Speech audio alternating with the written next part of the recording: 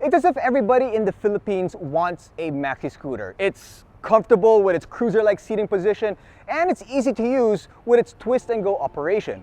It's as if you could afford one, you'd probably buy one. Popular brands like Yamaha and Honda are well above the 100,000 price range, which makes it kind of difficult for a lot of people to own those bikes. So Suzuki decided to go a different direction with this, the Suzuki Burgman Street. It's time to go beyond the ride.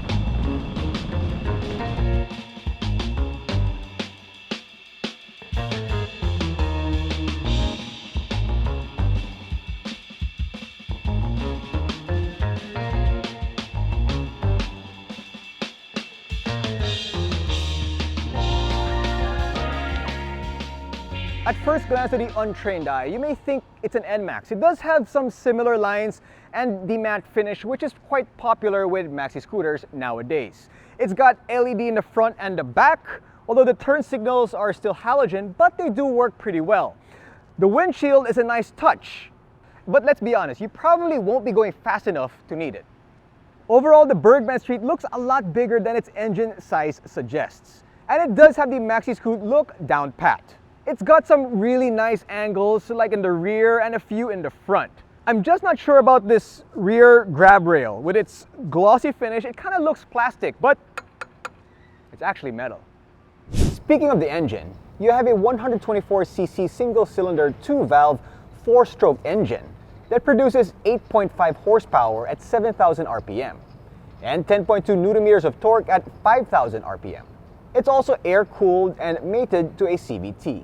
As for the fuel economy, we managed to get 50 kilometers to the liter with this bike. With a rider weight of about 70 kilograms or so, it's super matipid. Whether you're stuck in traffic or out on the open road, the Burgman is definitely a bike that won't cost you an arm and a leg to keep running. For brakes, you get a disc in the front and a drum at the back. Suzuki was also nice enough to include a combined braking system that engages the front and the rear at the same time using one lever.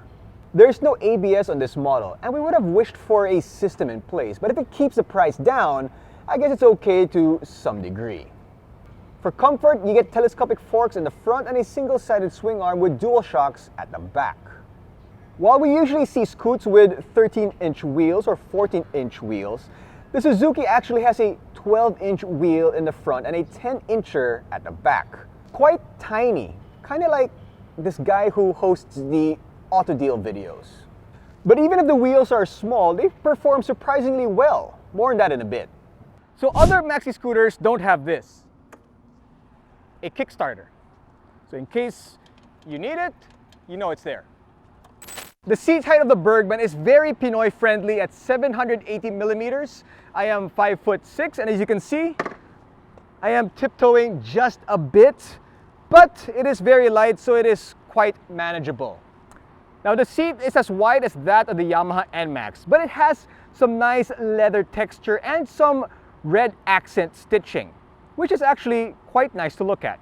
It's also got some pretty good grip, I would have to say. I don't feel like I'm sliding off like some of the other maxi scoots.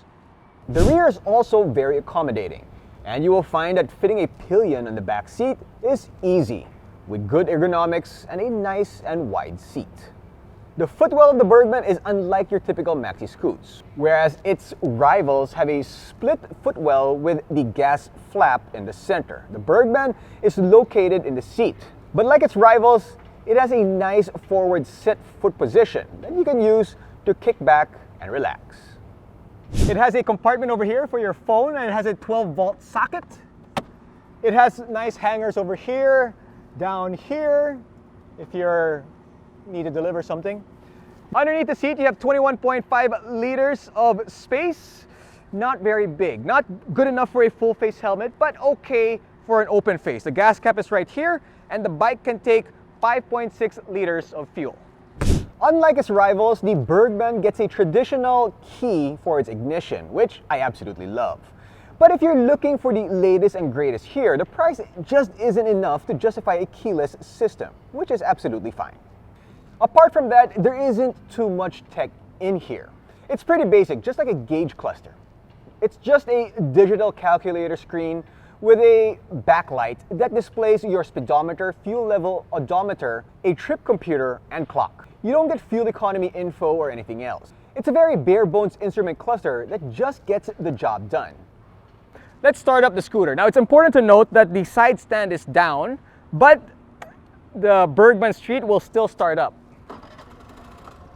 I don't know if you heard that, but that little clicking sound it just made doesn't feel or sound a little premium. It does feel a little budget. Other maxiscoots, when you start it up, it's nice, quiet, and refined.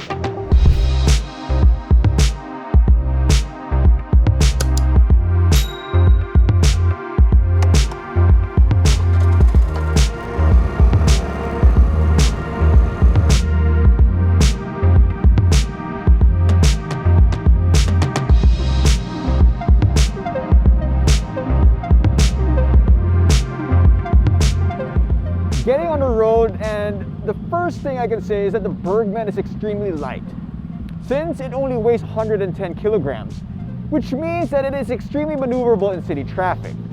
At speed, it's also very easy to bank the Burgman, but the center stand has a tendency to scrape if you get a little too extreme. Power is nothing to write home about. Expect the bike to top out at around 90 kilometers per hour. You don't get a lot of horsepower anyway, but the acceleration from 0 to 60 kilometers per hour is acceptable, really perfect for the city. If you use this as a daily commuter, it's super practical. The power is enough to get you from point A to point B, but the lack of it makes it hard to get in and out of gaps quickly. And you can't talk about a maxiscoot without talking about the comfort. That's really why people should buy this bike. The Burgman is quite surprising. It's not cruiser-like comfort, but compared to its rivals, it does a pretty good job. It gets only slightly bumpy over badly paved roads, but you won't find yourself flying off the seat if you hit a bad bump at speed. If you were to ask us, it's as good, if not better, than the NMAX. Yes, I actually said that. And Earl agrees with me. In fact, he's the one who told me about it, and then when I was riding it, I realized, you know what? He might be right. Might be. I know all you NMAX owners might be thinking I'm crazy, but Earl was the one who brought it to my attention. And when I got on the bike, I'm like, he might be right. I know, all you guys are probably saying, weh, di nga. Yeah, I know, but I'm kind of shocked about it too, but it is quite similar. It is a very beginner-friendly bike. Pretty much anyone can ride it. Nothing will spook you because the power isn't surprising. The weight won't spook you. And it's really easy to handle. And going back to the fuel economy, it's absolutely light on your wallet as well in more ways than one. Super sulit. Throughout the course of this video, we've been kind of comparing this bike to other maxiscoots like the NMAX, the PCX, and the Honda ADV, which is kind of unfair because those are 150ccs and up, this is 125. And the Burgman Street is about half the price at 76,900 Philippine pesos. And that's when it clicked. If you're okay with 125cc's and you don't really want to go walwal from point A to point B, then there's nothing quite like the Burgman Street. And honestly, it's great value for money. If you want to know more about this bike and other great MCs out there, log on to www.motodeal.com.ph. This has been Jinno. Hope you guys enjoyed. We'll be on the ride.